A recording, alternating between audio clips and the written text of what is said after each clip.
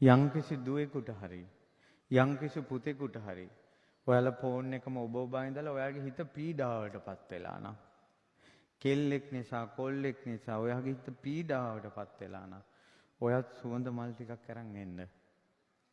ඔයාටත් ඔයාගේ නරක වැඩ අතහැර ගන්න අමාරු නම් ඔයත් සුවඳ මල් ටිකක් අරන් එන්න. ඇවිල්ලා මහා කස්සප මහරහත් තමන්ට සිල් කැඩුනා තමන් නරක කෙනෙක් කියලා හිතන්න එපා. ඔය සෑයට ඇවිල්ලා. සෑයට ඇවිල්ලා හිතන්න ස්වාමීනි මහා කස්සපයන් වහන්සේ ඔබ වහන්සේට රාගේ නැහැ. ඔබ වහන්සේගේ හිතේ පීඩාව නැහැ. ඔබ වහන්සේගේ හිතේ දැවිල්ල නැහැ. ඔබ වහන්සේගේ හිතේ අසහනය නැහැ. ඔබ වහන්සේගේ හිතේ අකීකරුකම නැහැ. කියලා අර තමන්ගේ අඩුපාඩු හිතන්න එපා.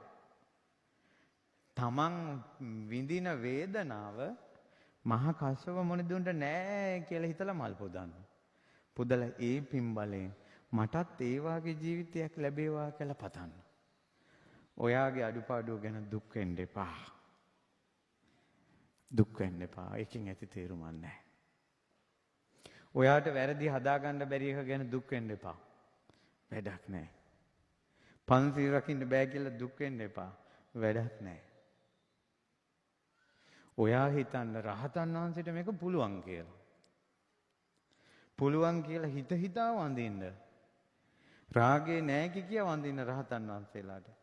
එතකොට අපිට එන රාග ගින්නත් එක්ක අපිට පුදුම හිතෙනවා බුදුරජාණන් වහන්සේ ගැන. පුදුම හිතෙනවා රහතන් වහන්සේලා ගැන. කාලයක් යනකොට අර අරහත් ගුණේ රශ්මිය Tamanට වදිනවා.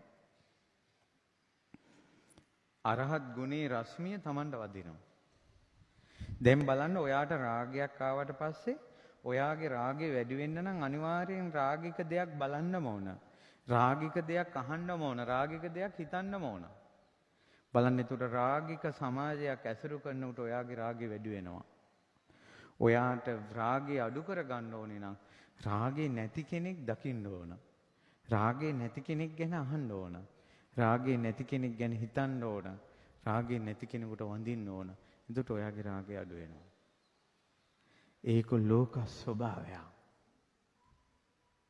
ඒ නිසා මිනිසුන්ට කෙලෙස් ගිනි නිවා ගන්න තමයි මේ ධාතු සයවල් වැඩ සිටින්නේ. බෝධීන් වහන්සේලා වැඩ සිටින්නේ. මහා කස්සප මහරහතන් වහන්සේගේ එකම දළදාව මිහිපිට බෙන්තර ගලපාත වෙහෙරේ වැඩ සිටින්නේ.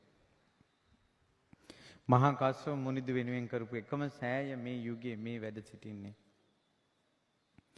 මහා කස්සප මහරහතන් වහන්සේගේ දේහය අදටත් තියෙනවා. ආදාහනේ උන්නේ නැහැ.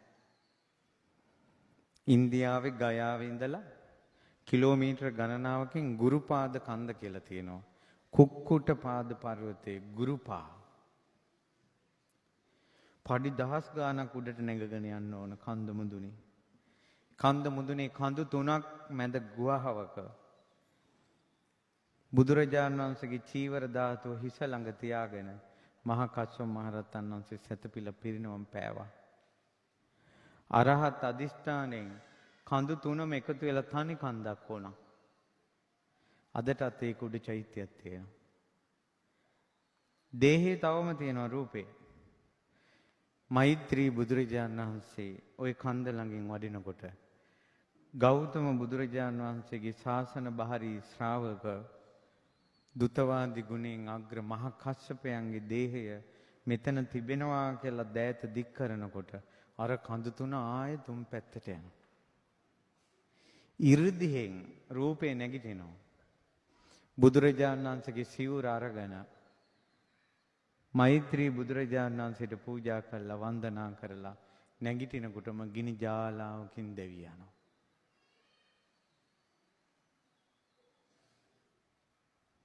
ගිනි ජාලාවකින් දෙවි යනවා.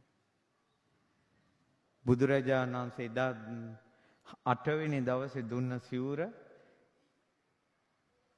බුදුරජාණන් වහන්සේගේ ධාතු පරිනිර්වාණෙත් වෙලා සිවුර විතරක් ඉතුරු වෙනවා. ඒ සිවුර මෛත්‍රී බුදුරජාණන් වහන්සේටත් පුදනවා. ඒ නිසා ඒ සිවුර මහනකොට මහ පොළොව කම්පා වුණේ. එය දරා ගන්න මහ කස්සපයන් වහන්සේ පරමයි පවිත්‍රයි පූජනීයයි. ඒ නිසා මේ ලංකාවේ සියලු ස්තූප අතර මහා කස්සපයන් වහන්සේගේ ස්තූපය විශේෂයි. මහා කස්සපයන් වහන්සේගේ